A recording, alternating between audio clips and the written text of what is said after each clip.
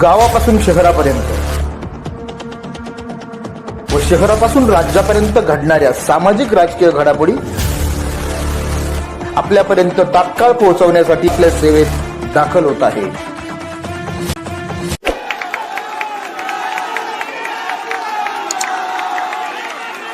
भारत माता की, भारत माता की, इनकलाब, वंदे वंदे।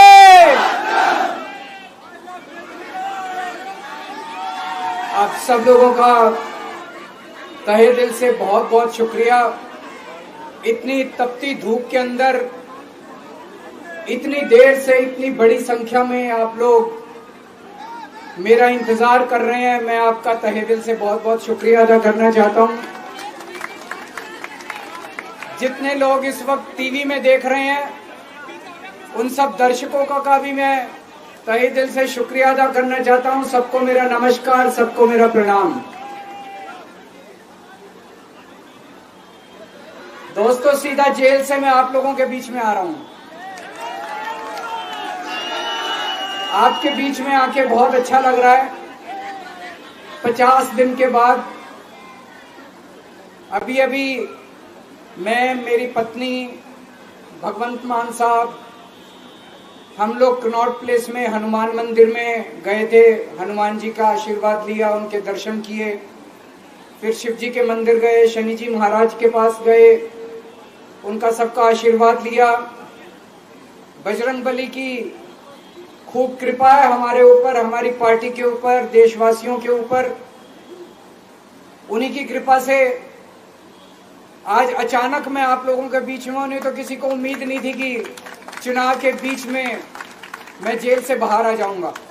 लेकिन ऊपर बजरंगबली की कृपा है, हनुमान जी की कृपा है हम लोगों के ऊपर, और चमत्कार हुआ और आज मैं आप लोगों के बीच में हूं। दोस्तों, हमारी आम आदमी पार्टी एक छोटी सी पार्टी है, 2 राज्यों के अंदर है, अभी 10 साल पुरानी पार्टी है। हमारी पार्टी को कुचलने में, खत्म करने में प्रधानमंत्री जी ने कोई कसर नहीं छोड़ी। एक साथ हमारी पार्टी के 4 टॉप के नेता जेल भेज दिए एक साथ। अरविंद केजरीवाल, मनीष सिसोदिया, संजय सिंह, सत्येंद्र जैन। बड़ी बड़ी पार्टियों के अगर 4 टॉप के नेता जेल चले जाएं, पार्टी खत्म हो जाती है। आम आदमी पार्टी के 4 टॉप के नेता इन्होंने जेल भेज दिया। उन्होंने सोचा कि पार्टी खत्म हो जाएगी, लेकिन ये पार्टी नहीं है, ये एक सोच है। जितना ये खत्म करना चाहते हैं उतना ये बढ़ती जाती है, उतना ये बढ़ती जाती है। ये क्रश करना चाहते हैं प्रधानमंत्री जी आम आदमी पार्टी को। जो लोग मोदी जी से मिलने जाते हैं, वो कई लोग हमें भी जानते हैं, वो बाहर आके हमें बताते हैं कि आपके बारे में सबसे पहले मोदी जी से जो भी मिलने जाता है, सबसे पहले वो केजरीवाल की और आम आदमी पार्टी की 10 से 15 मिनट बात करते हैं। उनको कहते हैं कि आने वाले समय के अंदर आम आदमी पार्टी ही देश को भविष्य देने वाली है। वो खुद भी मानते हैं। इसीलिए वो चाहते हैं कि आज ही आम आदमी पार्टी को बढ़ने से रोका जाए, इनको कुचल दिया जाए। ये तानाशाही है। अगर उनको लगता है कि आम आदमी पार्टी आने वाले समय में बीजेपी को चैलेंज देने वाली है, आप अच्छे काम करो, आप देश को भविष्य दो। आज आपकी सरकार है केंद्र के अंदर, आप देश के लिए काम करोगे, आम आदमी पार्टी को कोई पूछेगा ही नहीं। लेकिन आप कुछ काम नहीं करो और आम आदमी पार्टी को कुचल दो, ये जनतंत्र नहीं है, ये इस देश की जनता पसंद नहीं करती। इन्होंने आम आदमी पार्टी को कुचलने में कोई कसर नहीं छोड़ी। छोटे से लोग हैं हम लोग, छोटी सी पार्टी है। 75 साल के अंदर इस कदर किसी पार्टी को और उसके नेताओं को प्रताड़ित नहीं किया गया जिस तरह से प्रधानमंत्री मोदी जी ने आम आदमी पार्टी को प्रताड़ित करने की कोशिश की है। मेरे को इन्होंने जेल भेज दिया। प्रधानमंत्री जी कह रहे हैं मैं भ्रष्टाचार से लड़ रहा हूं। देश के सबसे बड़े चोर, उचक्के और डकैतों को उन्होंने अपनी पार्टी में शामिल कर लिया। जिन लोगों को 10 दिन पहले मोदी जी कहते थे 70,000 करोड़ का इसने घोटाला कर दिया, थोड़े दिन के बाद उसी आदमी को अपनी पार्टी में शामिल करके किसी को डिप्टी सीएम बना देते हैं, किसी को मंत्री बना देते हैं और उनके सारे ईडी और सीबीआई के मामले खत्म कर देते हैं और कहते हैं मैं भ्रष्टाचार से लड़ रहा हूं। मैं मोदी जी को कहना चाहता हूं, भ्रष्टाचार से अगर लड़ाई लड़नी है तो केजरीवाल से सीखो। प्रधानमंत्री जी, भ्रष्टाचार के खिलाफ लड़ाई केजरीवाल ने लड़ी है। 2015 में जब दिल्ली में हमारी सरकार बनी थी, हमारे एक मंत्री का एक ऑडियो मेरे पास किसी ने व्हाट्सएप कर दिया। उस ऑडियो में मेरा मंत्री किसी दुकान वाले से 5 लाख रुपए मांग रहा था। किसी मीडिया वाले को नहीं पता था, विपक्ष को नहीं पता था। आप लोगों को याद होगा, मैंने अपने खुद मंत्री को सीबीआई के हवाले कर दिया, जेल भेज दिया था अपने मंत्री को।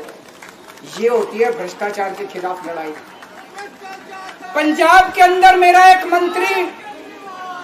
एक मंत्री भ्रष्टाचार में, मेरे को पता चला कि वो पैसे मांग रहा है। वहां पे मान साहब ने उसको, किसी को भी, विपक्ष को नहीं पता था, मीडिया को नहीं पता था, हमने अपने मंत्री को उठा के जेल में भेज दिया। तुम देश के सारे चोर उचक्के डकैतों को अपनी पार्टी में शामिल कर लो और केजरीवाल को जेल भेज दो और कहो मैं भ्रष्टाचार के खिलाफ लड़ रहा हूं। तो आप भ्रष्टाचार के खिलाफ नहीं लड़ रहे प्रधानमंत्री जी। आप देशवासियों को बेवकूफ मत समझो। देश बच्चे बच्चे की जुबान के ऊपर हो रहा है कि सारे चोर चक्कों को अपनी पार्टी में शामिल करके और ईडी और सीबीआई के सारे केस उनके रफा दफा कर। केजरीवाल को क्यों गिरफ्तार किया? केजरीवाल को गिरफ्तार करके उन्होंने एक मैसेज दिया है सारे देश को कि अगर मैं केजरीवाल को गिरफ्तार कर सकता हूं तो किसी को भी गिरफ्तार कर सकता हूं। कोई केस नहीं होगा, कोई मामला नहीं होगा, तब भी मैं तुमको गिरफ्तार कर सकता हूं।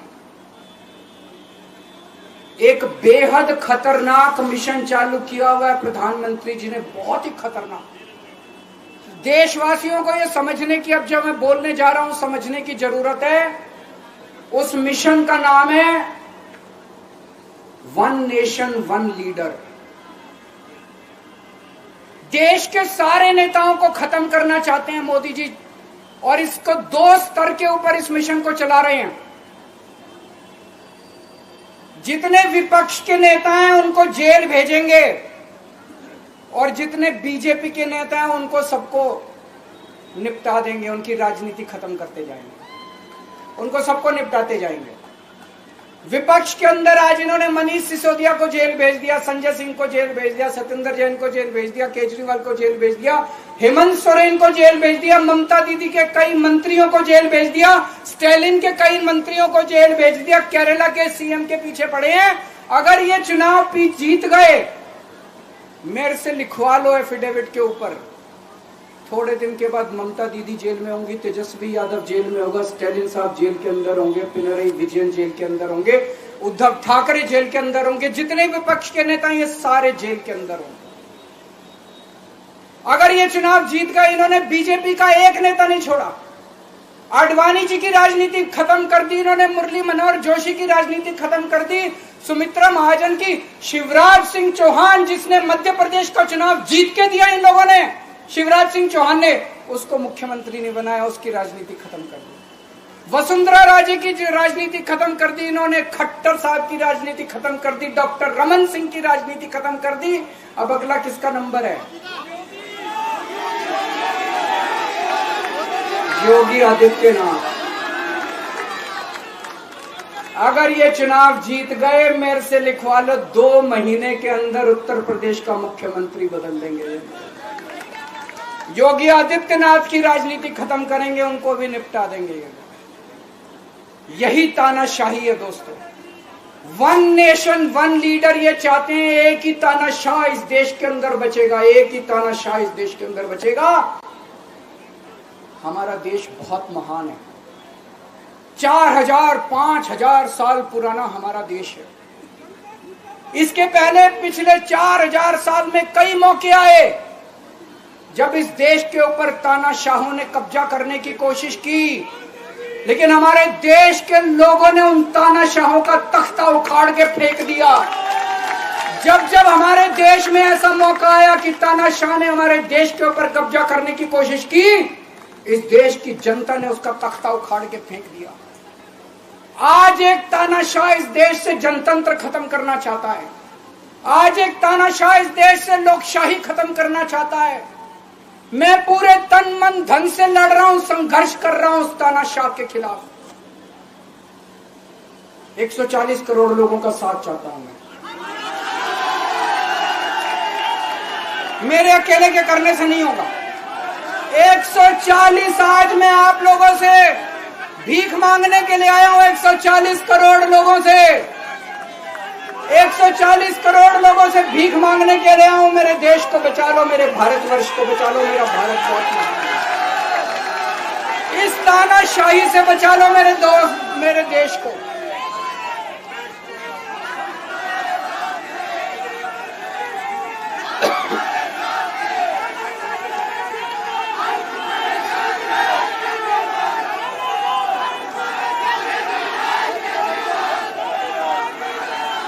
मैं सुप्रीम कोर्ट का बहुत बहुत शुक्रिया अदा करना चाहता हूं। उन्होंने 21 दिन दिए हैं, एक एक दिन में 24 घंटे हैं। मैं एक दिन में 24 में से 36 घंटे काम करूंगा।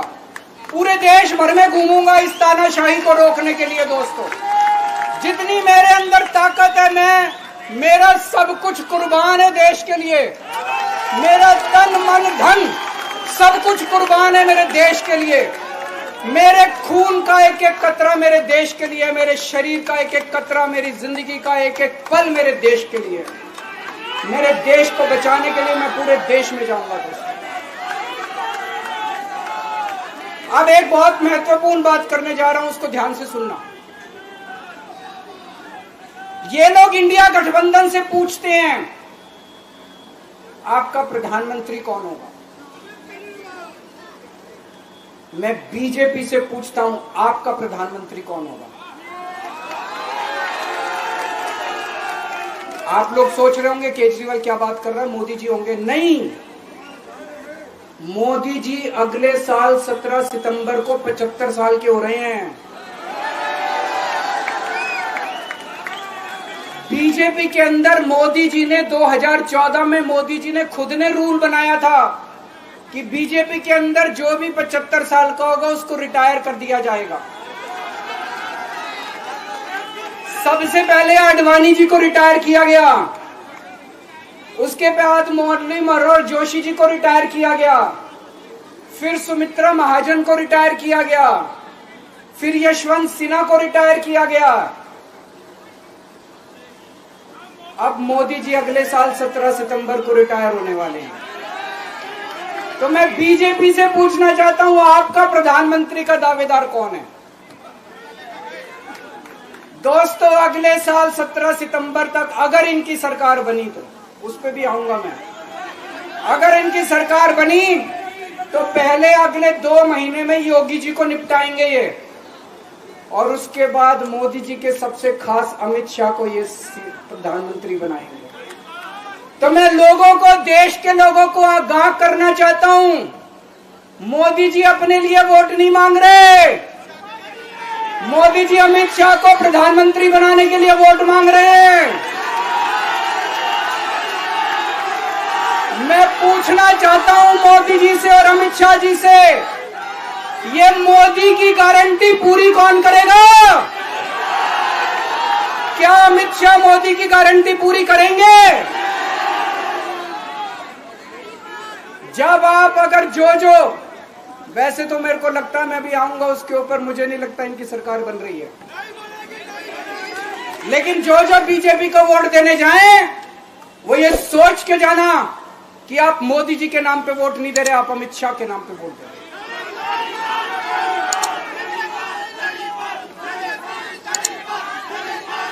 अब एक खुशखबरी आप लोगों के लिए, अब एक खुशखबरी है, सबको बता देना, जो मैंने बातें कही है बड़ी सोच समझ के कही है। वहां बैठ के यही सोच रहा था 50 दिन से।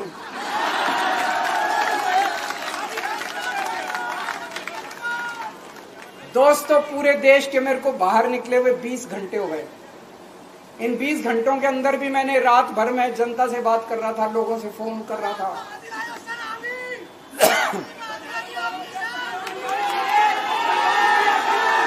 क्या बोल रहे? रात को आंधी आई थी।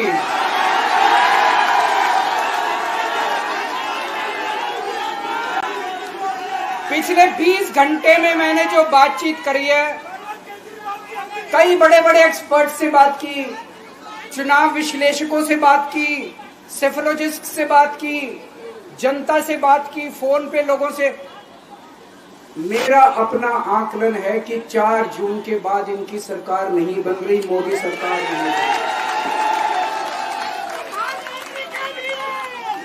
दोस्तों, अगर मैं गलत हूं तो मेरे को बताना। हरियाणा में इनकी सीट कम हो रही है, राजस्थान में कम हो रही है, कर्नाटक में कम हो रही है, दिल्ली में कम हो रही है, बिहार में कम हो रही है, महाराष्ट्र में कम हो रही है, कर्नाटक में कम हो रही है, बंगाल में कम हो रही है, झारखंड में कम हो रही है।